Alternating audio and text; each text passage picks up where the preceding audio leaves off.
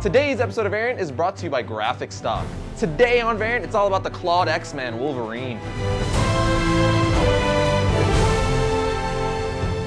Welcome to Variant, we love comics more than I'm looking forward to the new Godzilla movie because I love me some monster movies. I'm your host, Arris Quinones. Today, as the title of the episode implies, it's another History Of episode focusing on the most popular and famous mutant the X-Men and Marvel Universe have to offer, Wolverine. His new movie recently just premiered, so there's no better time to give you his history as curiosity for the character is going to be perked. So let the history class begin.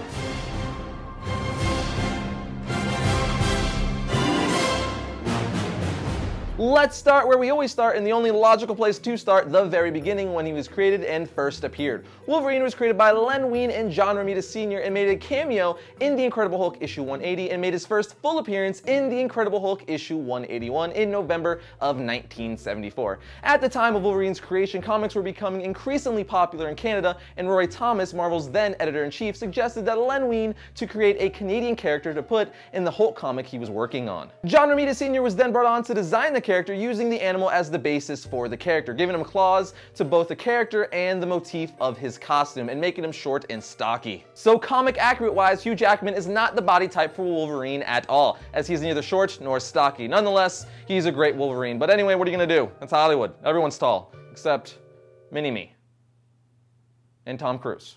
As for Wolverine's comic origin and history, I'm going to break it down for you guys because that's what I do. But before I do, just note that Wolverine's origin is a bit convoluted as they're always trying to explain something new about it. So I'm going to stick to his origin from the 6-issue miniseries Wolverine Origin, written by Joe Quesada and drawn by Andy Kubert. Wolverine was born as James Howlett Hudson in the mid-1800s in Alberta, Canada. He was the second and sickly child to Elizabeth and John Howlett Sr. His mother was ill, so in the early 1900s, a young Irish girl named Rose O'Hara was brought to the Howlett estate to befriend and be a caretaker for young James. Together, they befriended a young boy named Dog, son of the groundskeeper Thomas Logan. Dog tried to form a normal bond between the two, but due to his father's drunken abuse, he grew to resent the pair and plotted against them with his father. After a botched robbery turns into a successful murder, killing James Howlett, Wolverine's dad, James/Wolverine's powers suddenly manifest as a traumatic event in one's youth is often the trigger for mutant powers. He then stabs Thomas with his newly drawn bone claws. James and Rose then flee the house and make their way through the harsh Canadian wilderness.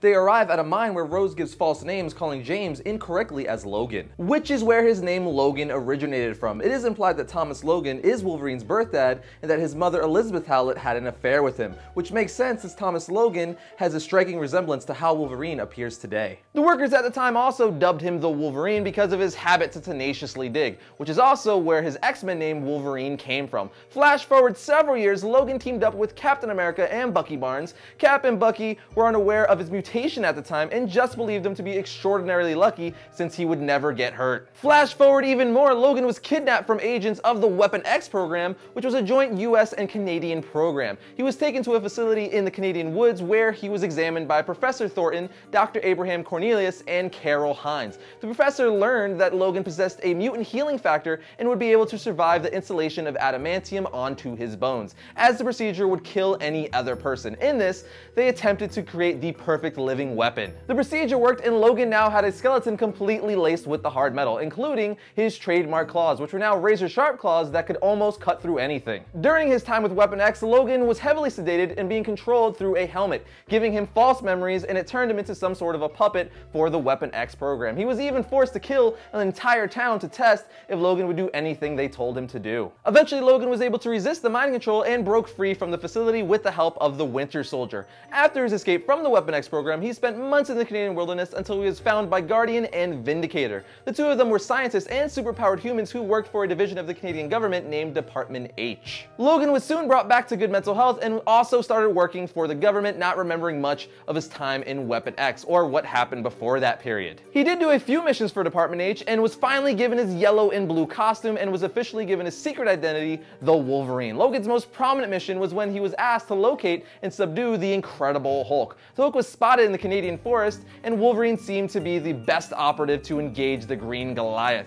He was then dropped into the mission zone by Department H and soon found the Hulk, who at the time was fighting Wendigo. Which brings us, ladies and gentlemen, full circle, as the events I just mentioned of him being sent down to take down the Hulk in the Canadian forest happened in Wolverine's first full appearance in The Incredible Hulk issue 181, and then his origin and backstory that I just gave you guys was given to us in later years and issues to come, as they do with lots of other characters. Before Marvel went through with the origin I just told you guys though, there were actually two other origins they had in mind. The first one, they wanted Wolverine to be mutated from an actual Wolverine that was evolved into human form by the geneticist High Evolutionary. And instead of having retractable claws, they would have been built into his gloves. The second intended origin they were thinking of going with for Wolverine was to have him almost crushed in a car accident. He then would discover when attempting to stand for the first time after recovering that his healing factor does not work on his bones and his legs immediately break. He then spends over a decade in a hospital bed almost going mad when the Canadian government approaches him with an idea of replacing his skeleton one bone at a time with adamantium,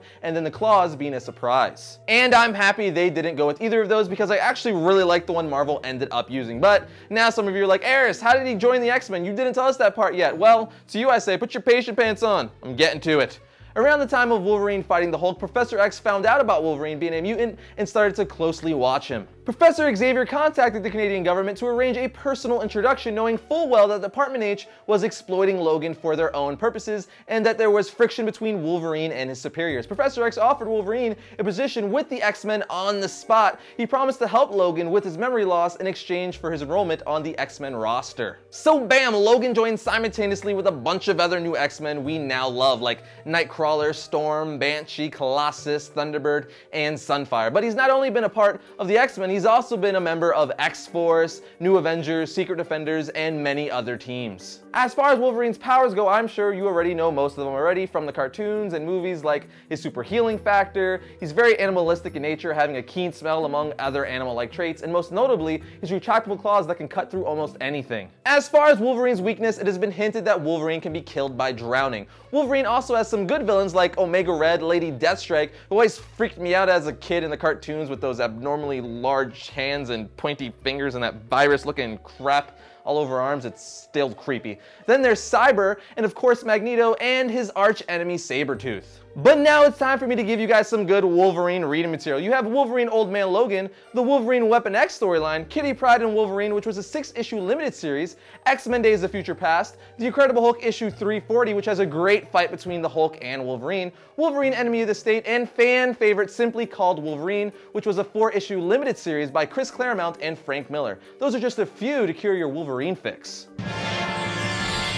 GraphicStock.com is a subscription-based website that provides members with unlimited downloads of stock graphics, stock images, icons, buttons, backgrounds, textures, and more. They now offer over 50,000 royalty-free graphics, images, vectors, icons, templates, and more in HD quality. For instance, today's episode of Variant is like every other episode of Variant about superheroes in comics in general. So let's say I wanted a picture of a superhero to use for the show, for an icon, bumper, background. I just type in the word superhero into their website, and boom, I can use any picture of my choosing whenever I wish. So check out graphicstock.com/variant to learn more and get 7 free days of complimentary downloads, no promo codes needed.